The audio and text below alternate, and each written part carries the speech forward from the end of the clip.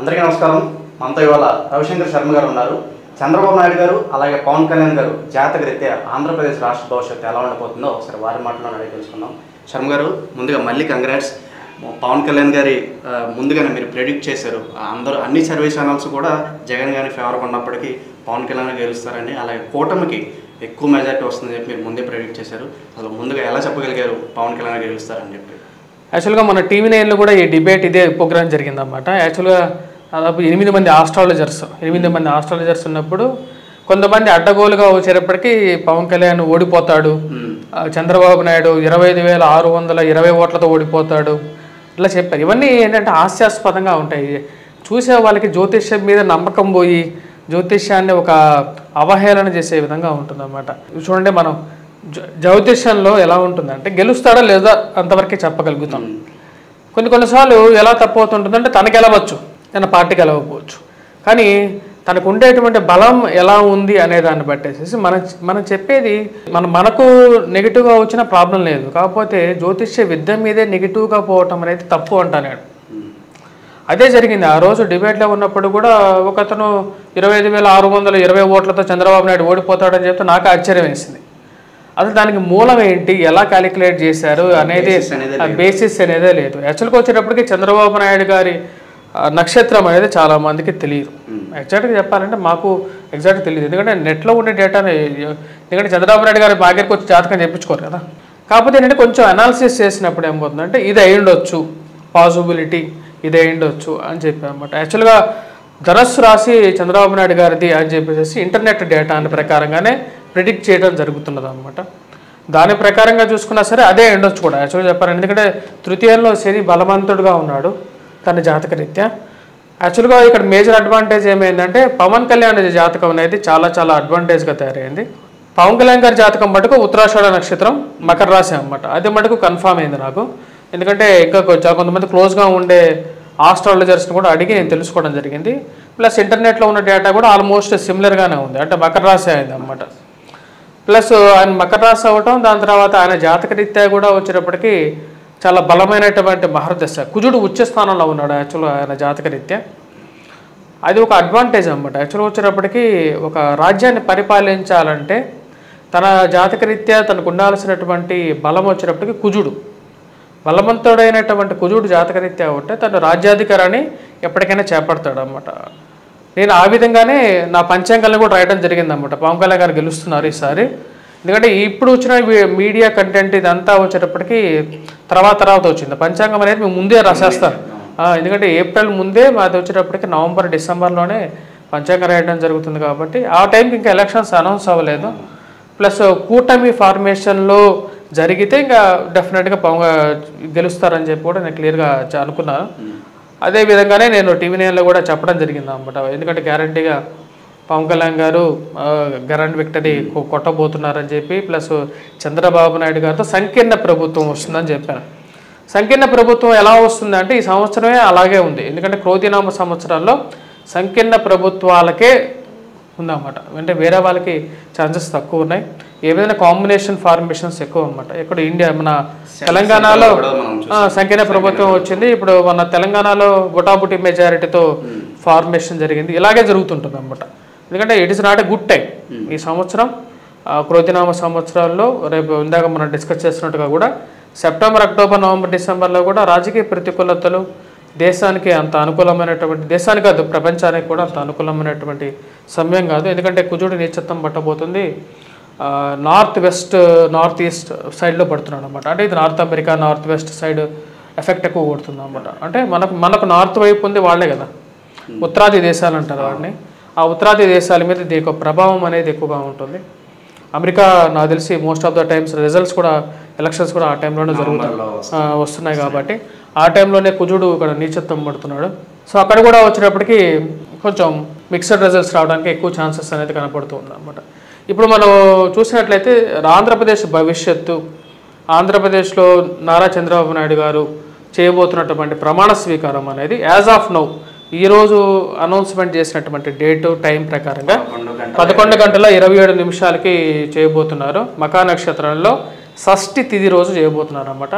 మనం జనరల్గా షష్ఠి తిథి అంటే ఏదో అమంగళం అనుకుంటాం, కానీ పంచాంగ సిద్ధాంతం మనం ఉండదు. ఫస్ట్ ఆఫ్ ఆల్ ఏంటంటే పంచాంగం అయితే టోటలీ డిఫరెంట్. ఎందుకంటే ఒక ముహూర్తం పెట్టాలంటే దానికి ఎన్నో విధాలుగా చూడాల్సి ఉంటుంది. పంచకం జరగాలి, పంచకం జరిగినా సరే షష్ఠి తిథి కూడా ఈజ్ ఎ గుడ్ తిథి అనమాట. షష్ఠి రోజు కూడా ఒక మంచి తిథిగానే మనం పరిగణించడం జరుగుతుంది. సో షష్ఠి తిథి ప్లస్ మకా నక్షత్రం కూడా మంచి నక్షత్రమే, ప్లస్ 11:27 ఈ యొక్క ముహూర్తం ఎలా పెట్టారంటే జనరల్ అభిజిత్ ముహూర్తం అంటారు అన్నమాట. ఇది 11:15 నుంచి 12:15 వరకు వచ్చేటప్పటికి అభిజిత్ ముహూర్తం ఉంటుంది. అంటే ఈ రోజుల్లో మనకు ఉదయకాల లగ్నం వచ్చేటప్పటికి వృషభ లగ్నం అవుతుంది. ఈ లగ్నం నుంచి 4వ లగ్నం వచ్చేటప్పటికి అభిజిత్ లగ్నం అవుతుంది అన్నమాట. అంటే 1, 2, 3, 4 సో అభిజిత్ లగ్నం అవుతుంది. అభిజిత్ లగ్నం వచ్చేటప్పటికి మనకు సూర్య లగ్నం అన్నమాట. ఇది ఈ యొక్క సమయంలో దేశకాలమాన ప్రకారంగా వశిష్ఠుడు చెప్పిన దాని ప్రకారంగా కూడా ఈ యొక్క పీరియడ్లో అభిజిత్ లగ్నం అనేది బ్రహ్మ లగ్నం అని చెప్తారన్నమాట. అంటే ఏదైనా సరే ఇంట్లో వైదిక కర్మలు చెవులు కొట్టడం కానీ లేకుండా ఉండే ఏదైనా ముక్కులు చెల్లించుకోవటం కానీ చిన్న చిన్న ఇంట్లో విశేషమైనటువంటి కార్యక్రమాలు చేసుకోవడానికి కూడా ఈ యొక్క అభిజిత్ లగ్నం అనేది చాలా బాగా పనికొస్తుంది.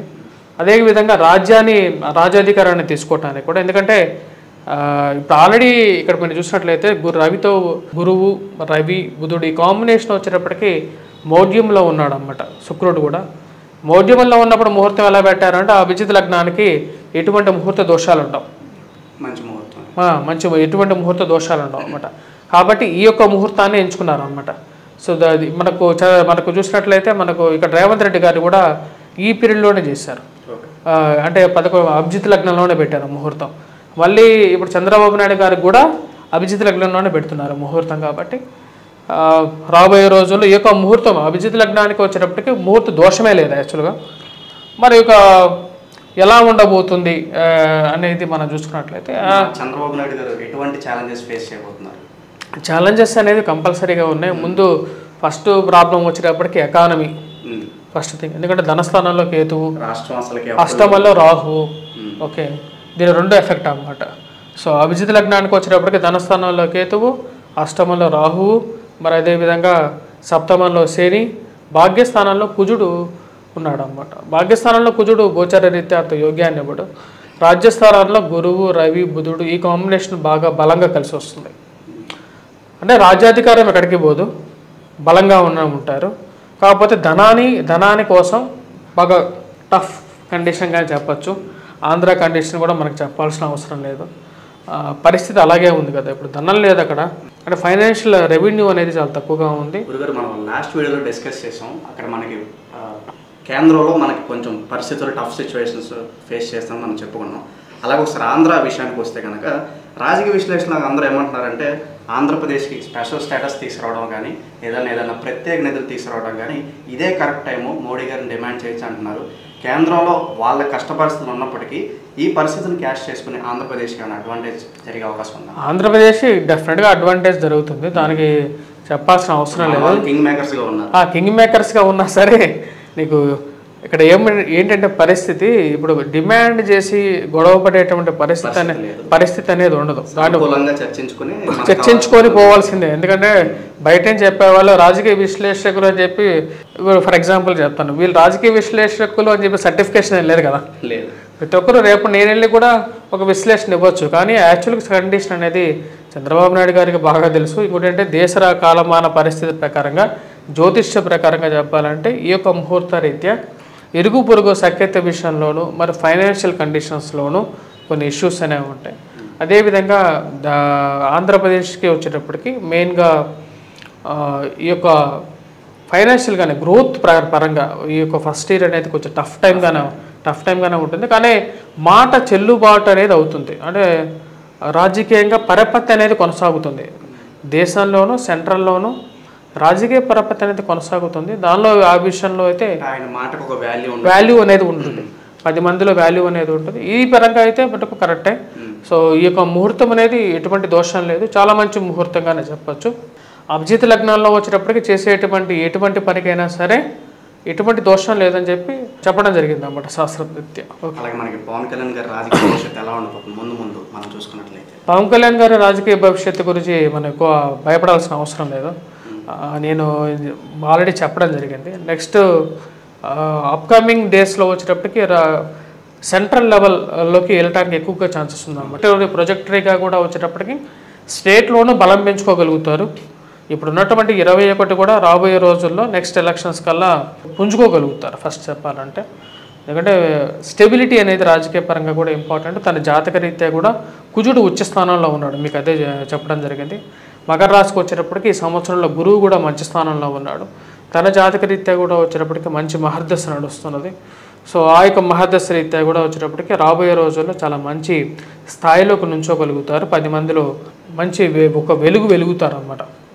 సో ఇది రవిశంకర్ శర్మ గారితో మన అనాలిసిస్. మొత్తానికి చంద్రబాబు గారి మాటకి ఒక వాల్యూ అయితే ఉంటుందంటున్నారు. అలాగే వచ్చే ఒక 1 ఇయర్లో ఆంధ్రప్రదేశ్కి అయితే టఫ్ టైం అయితే రాబోతుందని శర్మ గారు చెప్తున్నారు. మరి ఇది వారితో మన